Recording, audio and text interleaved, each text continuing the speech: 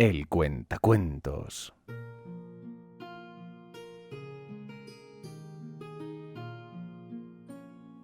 Este es el relato del fin de los tiempos de Warhammer.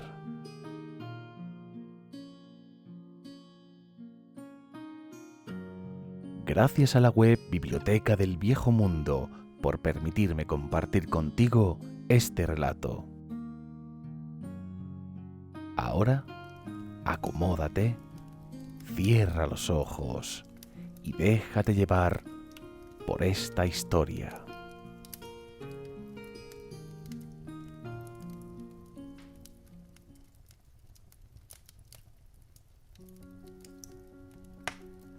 Preludio: los hombres bestia.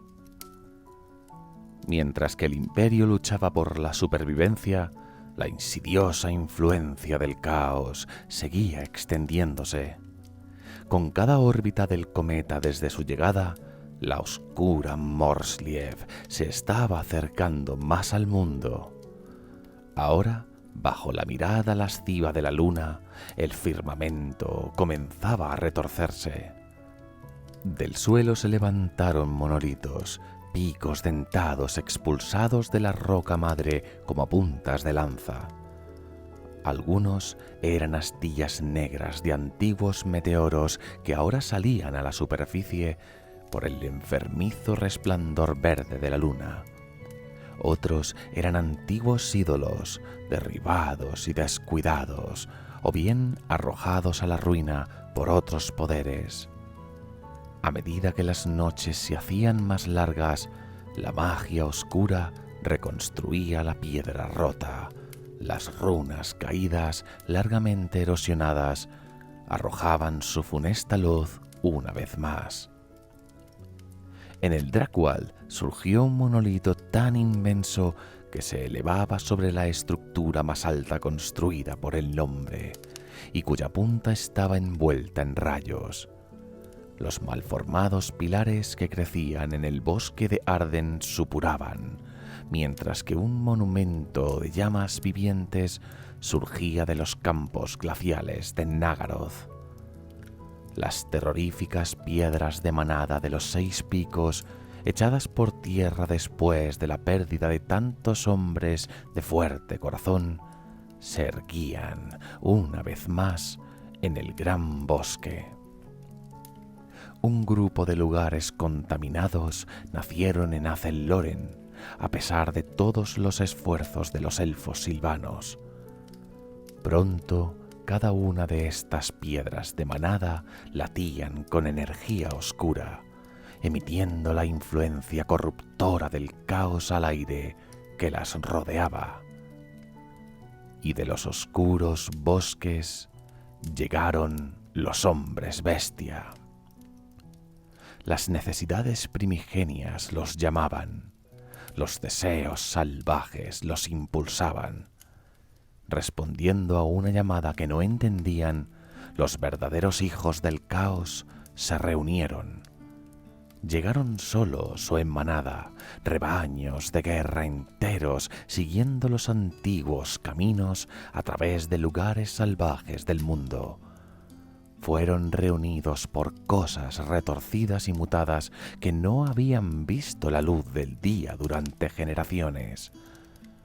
Convergieron en esos lugares de poder, atraídos por las piedras de manada recién levantadas y por aquellas asentadas desde hacía tiempo.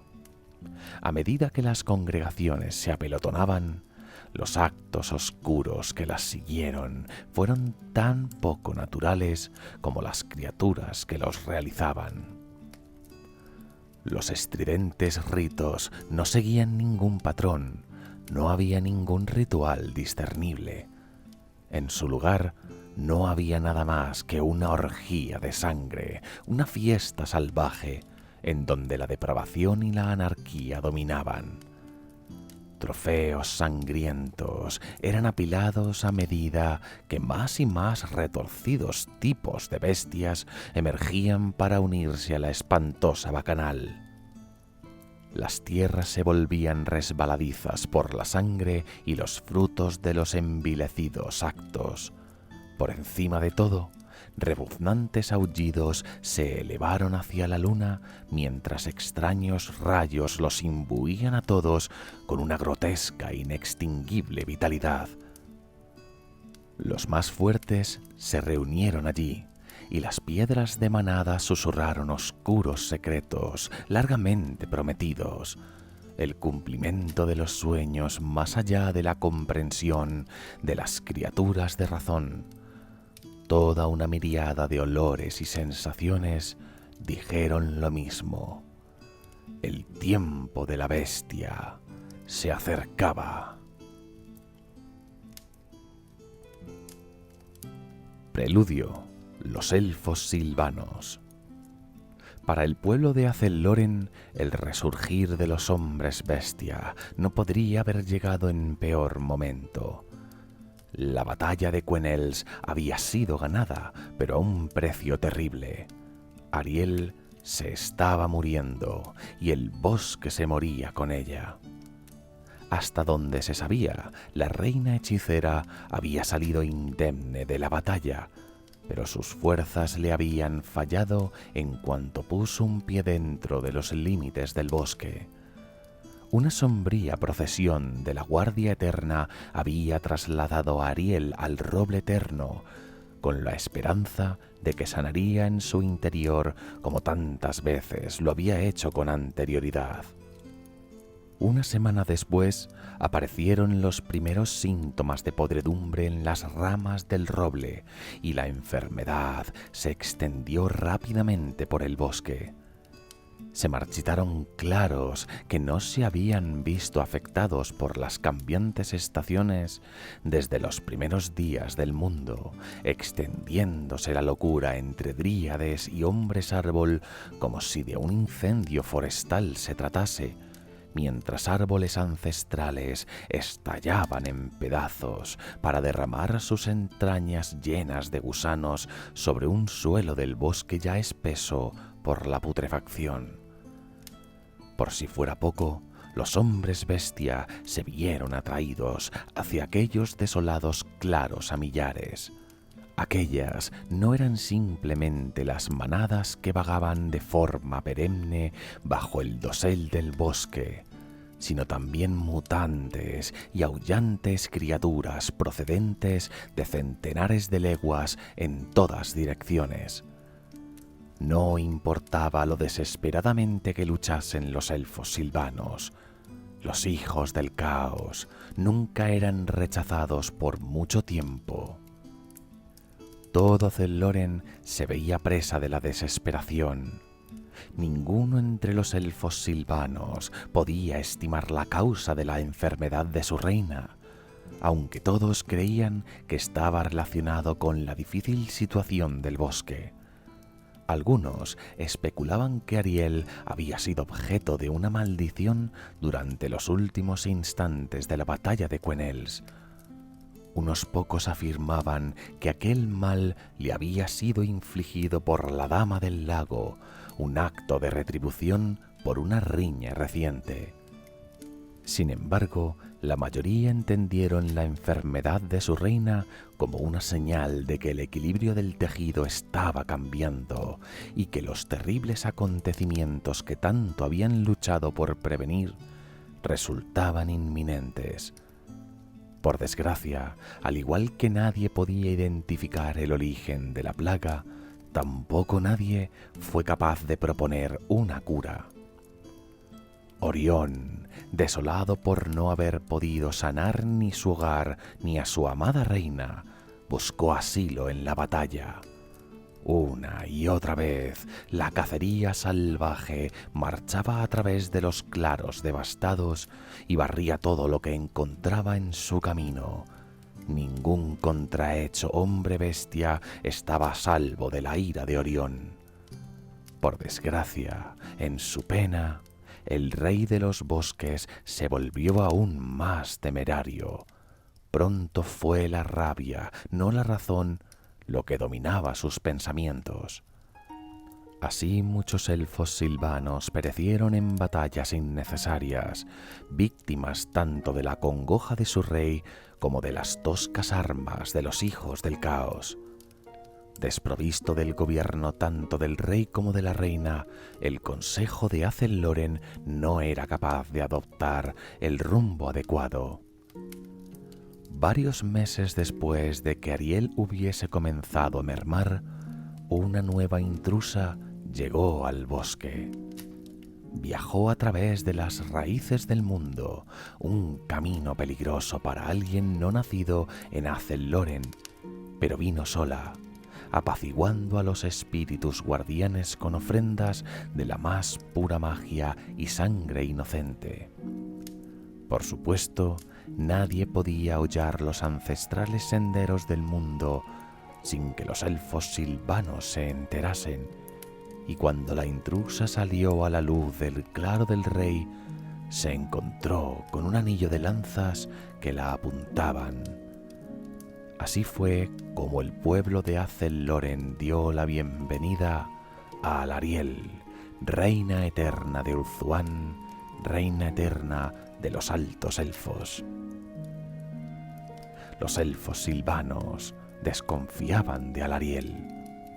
Aunque las relaciones con Ulthuan habían mejorado mucho en años recientes, las traiciones y afrentas del pasado no se olvidaban con facilidad. En cualquier caso, se concedió a Alariel audiencia ante todo el consejo, y ella les explicó las circunstancias que la habían dirigido al este. Habló de su hija Liazra, cautiva del malicioso vampiro Manfred von Karstein, y de los frustrados intentos de rescatarla. Como madre, Alariel lloraba por el destino de Liazra. Como reina, temía la condenación que la muerte de su hija desataría sobre Ulthuan. Pero los temores de Alariel eran todavía más profundos. Ella también había sentido el cambiante equilibrio del tejido y temía que el destino de la niña eterna fuese parte de un desastre mayor, uno que podría romper para siempre el equilibrio entre los poderes de la vida y la muerte. Informó al consejo de la misión del Zarión para salvar a Liazra, pero también les confesó que no creía que los altos elfos pudiesen ganar aquella batalla solos. Diciendo aquello, Alariel se humilló ante el consejo, algo que nadie allí esperaba de una reina tan orgullosa, y suplicó a los elfos silvanos que enviaran la ayuda que pudieran, si no por el bien de Liazra o el de Ulthuan, al menos por el del mundo. Largo tiempo debatió el consejo la petición de Alariel. Pocos albergaban algún deseo de debilitar las defensas de Azel-Loren ante los desbocados hombres bestia, pero tampoco podían ignorar las amplias consecuencias de una negativa. Si el tejido sufría un daño permanente, Azel-Loren sería el primero en sufrirlo, como ya había sucedido en el pasado. Pero podían confiar en los sucesos que la reina eterna les había relatado. Nadie estaba seguro. Alariel había hablado sin malicia, pero eso no garantizaba que ella misma no hubiese sido engañada. Al final, la cuestión fue resuelta por una influencia inesperada. Durzu, el más anciano de los milenarios, apenas se había dirigido al consejo en décadas recientes, pues su mente se había encontrado muy lejos con demasiada frecuencia. Pero ahora habló con lucidez y sin ira. En tono potente y sonoro proclamó que el ciclo del mundo estaba comenzando de nuevo, y de igual forma que el bosque había ayudado a los elfos de Ulthuan en los días antiguos, lo haría ahora de nuevo. Mas, advirtió Alariel, habría un precio. tal como había sucedido en aquellos tiempos ancestrales. Nada sabía la reina de los sucesos a los que el anciano se refería, pero aceptó sin vacilar. El consejo, no queriendo contradecir la decisión de Durzu, ordenó que una hueste fuese reunida para atravesar la espantosa Silvania y asistir a los altos elfos en su intento de rescate. Quizás aquello también devolvería el equilibrio al tejido y al bosque. La tarea fue encomendada a Araloth, señor de Talsin y campeón de Ariel, pues era ya bien sabido que disponía del favor de la diosa Lilieth, algo que le serviría bien en la oscura tierra de los vampiros. La hueste de Araloth partió en la oscuridad de la noche, marchando al norte a través del paso del mordisco del hacha. Su trayecto los condujo a las cercanías de las murallas de Parrabón. El duque Cassian, despertado de sus sueños por el aviso de un centinela, se preguntó qué cometido llevaría al pueblo mágico hacia el este, para luego apartar la ociosa fantasía de su mente. Bretonia tenía ya suficientes problemas.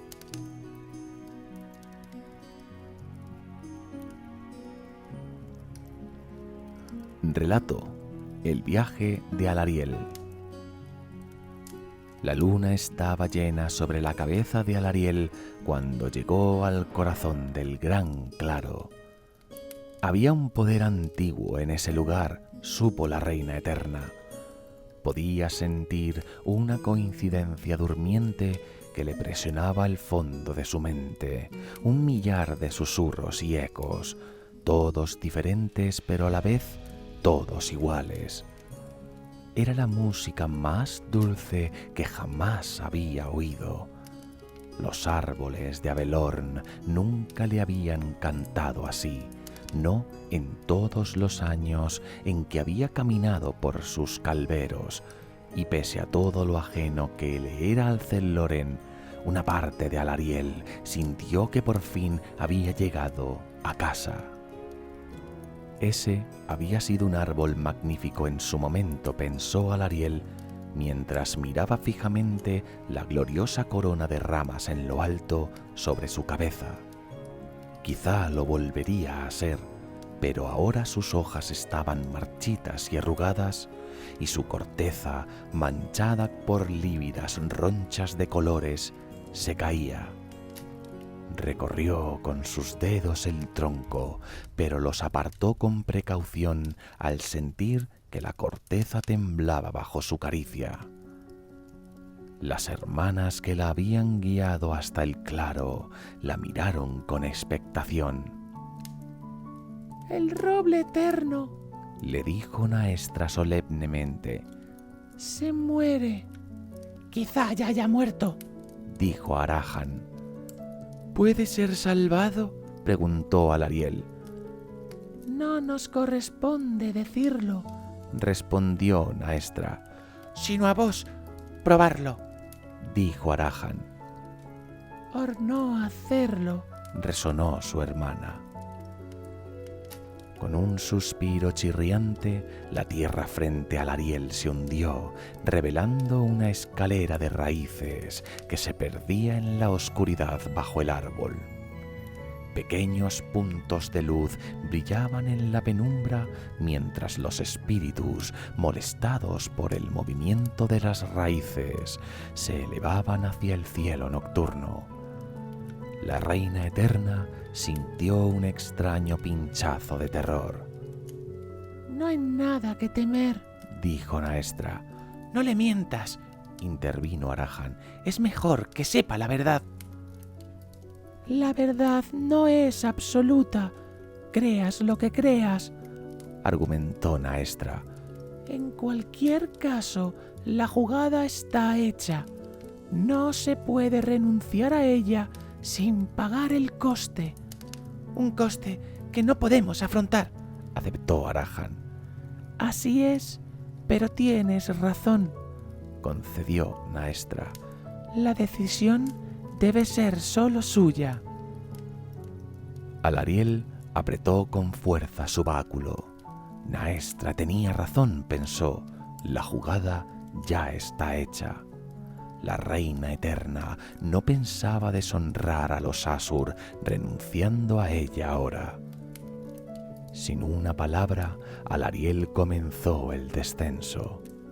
El aroma del suelo se espesaba a su alrededor, pero en el aire también colgaba la amargura de la corrupción. Conforme abandonaba un escalón, las raíces se movían tras ella para ocultar el cielo nocturno. Mientras el último nudo volvía a su lugar, la reina eterna oyó a una de las hermanas. Por favor, salva a nuestra madre.